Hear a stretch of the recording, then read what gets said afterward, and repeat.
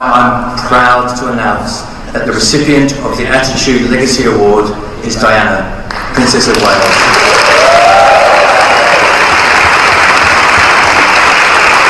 To accept this award, on behalf of the late Princess, please welcome her son, His Royal Highness, Prince Henry of Wales.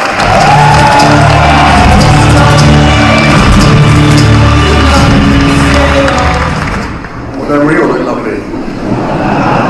Can I stay?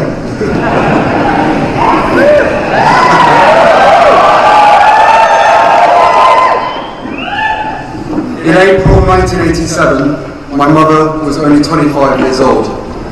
She was still finding her way in public life, but already she felt a responsibility to shine her spotlight on the people and issues that were often ignored.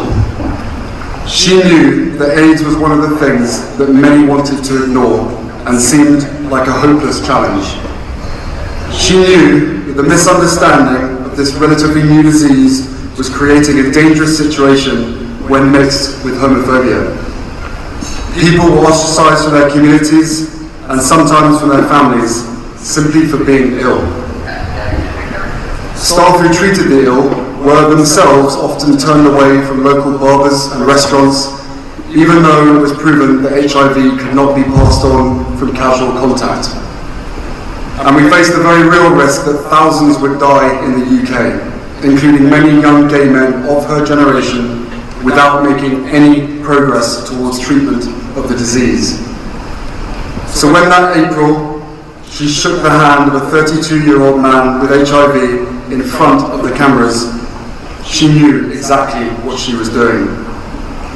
She was using her position as Princess of Wales, the most famous woman in the world, to challenge everyone to educate themselves, to find their compassion, and to reach out to those who need help instead of pushing them away.